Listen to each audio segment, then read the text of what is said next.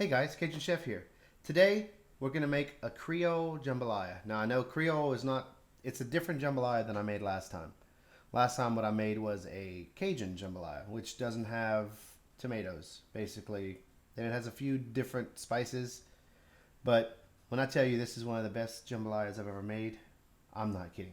So stick around and follow me. But what we're going to need for this, and I'm going to have the links in the description below of where you can get these.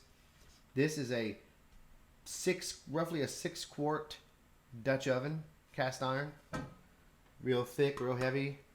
But you need something like this to really help with the heat. Chef's knife to chop your onions, bell peppers, and celery, which is the trinity. Cutting board, and that's pretty much it. What you're going to need before we get started is to have 1 cup of bell peppers, 1 cup of celery, and 1 cup of onions chopped and ready to go. So let's get started. We're going to start with 1.5 teaspoons of salt. I already added the 2 teaspoons of cayenne pepper. Next, we're going to use 1.5 teaspoons of white pepper.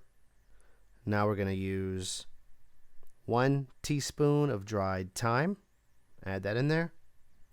Then we're going to do 1/2 teaspoon of black pepper. I also added the 1/4 teaspoon of rubbed sage. If you have excess of sage, use it. If not, it's not going to make that big of a difference. Look at that seasoning. It looks delicious. All right, now cover it. Give it a good shake. Shake it up real good. Now don't put your nose too close to this when you open it, or you'll be sneezing for a while. All right, now we're going to add 2 tablespoons of butter on high heat. Get that to where it starts to sizzle like that. Once you see it start smoking, we're going to add the other ingredients. It's a 1/2 pound of chopped Tasso, about 2 cups. Now what we're going to do with that is we're going to brown that for about 3 or 4 minutes. Stir frequently, or it will burn. But as you can tell, even on high heat, with a cast iron skillet, it really does a good job of spreading that heat out. Now we're going to cool the pan off a little bit by adding about 14 ounces or a pound of smoked sausage. Now you can imagine my house smells absolutely incredible right now. Because what Tasso is a heavily smoked ham. And then sausage is also smoked, but it's not as heavily seasoned. So it does have a good balance. We're going to cook the sausage probably about another couple of minutes in there. Let it brown as well, 2 or 3 more minutes. You can just see it. It's cooking really good. It's going to get nice and brown. You need to have a chicken cut up as well. Boneless, cut into bite-sized pieces. I'm going to have all this in the description of the video. Like this. Now, I use the whole chicken. I cut the chicken up and I save the bones and everything to make a stock. So what this is a little bit of thigh meat, and for the most part, it's just breast meat after that. Once you add the chicken in, you're going to cook until the chicken's brown. About 3 to 6 minutes, probably closer to the 5 or 6 minute mark, actually. Stir frequently, scrape the bottom really well. You're going to see it start to build up a nice brown texture. Now we're going to add, it's been in there for about 2 or 3 minutes, we're going to add the seasoning. And I like to keep browning the meat after I have the seasoning added. To me, it just adds a little bit extra kick at on the bottom of the pan. But this will burn, so make sure you stir this. But it does have a lot of the juices and the fats from the sausage and stuff rendered out, so it's not like you're cooking it on a dry surface. The butter helps as well. Just be sure to always scrape the bottom of the pan. All right, now that the meat's been browned and everything, we're going to start by we're only going to add 1/2 of the vegetables we chopped.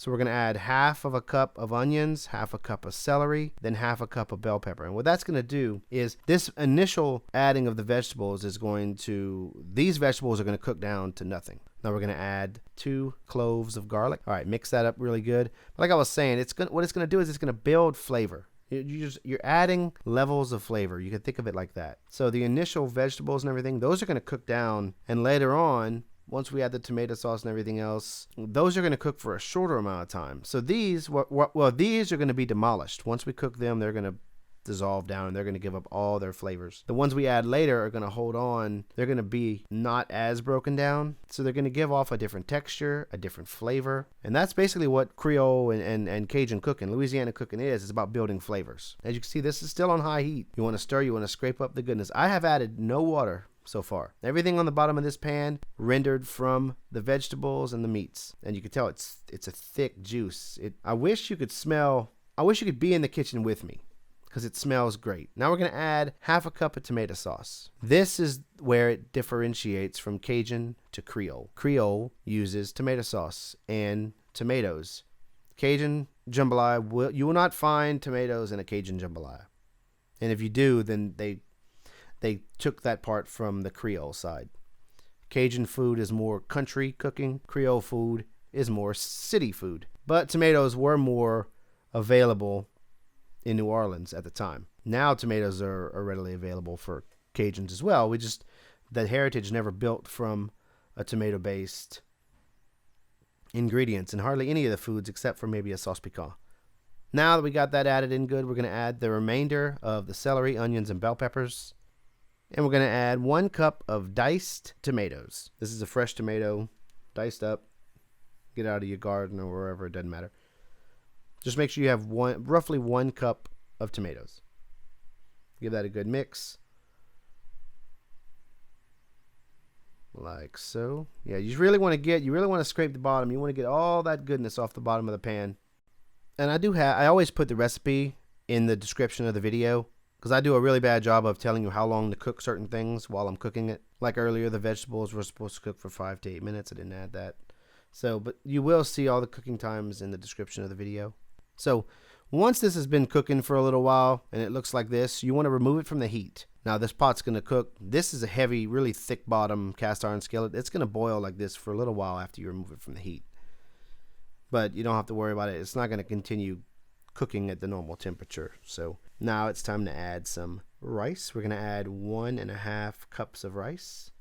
Again, see, this is incredible. I have added no water to this up until now. Nothing. No chicken stock, I'm sorry. We don't use water in dishes usually. Let's get the rice. This is 1.5 cups of rice. We're going to mix that thoroughly. Yeah, you want to make sure you get it pretty coated. It's already going to start to absorb some of those fantastic juices. And if you made your chicken stock in advance, we're going to use it now. We're going to take 2.5 cups of the chicken stock. And we're going to ladle spoon a few of it in there first before I pour it in. All right, so we're going to finish adding the remainder of the chicken stock. Again, that's 2.5 cups of chicken stock. You want to mix that thoroughly. Then you want to preheat your oven to 350 degrees. Now, you want to cover this and leave it off of the heat. And my oven takes about 6 minutes to preheat. But once it gets up to 350 degrees, we're going to uncover the pot. Then we're going to add the pot in the oven uncovered for 1 hour. What that's going to do is that's going to allow the rice to absorb all this delicious juice that you're looking at right now. And what you're left with is an absolutely amazing smelling and tasting jambalaya. Give that a good stir and get ready to serve. So a typical serving size, if it's used as a main dish, is like a ramekin. Put 2 full ramekins of jambalaya in a plate. Make sure you get a lot of that good meat too. All right, we're going to add 1. Then we're going to add another half. But let me tell you, this is probably one of the best jambalayas I've ever had. It was amazing. If you try this, please let me know how you like it. I really look forward to hearing from you. There's the second ramekin. Now, if you're going to use it as a side dish, just use 1 bowl. Here's some close-up shots of what it looks like served. I really hope you like this video, guys. And if you did like this video, please subscribe down below. I appreciate it. Make sure you hit that bell to be notified whenever I upload new videos. Guys, I put in a lot of work on these videos, and I really, really hope you like them. If you do, give me a comment. Maybe give me a comment on what you want me to cook next. Thanks, and have a great day.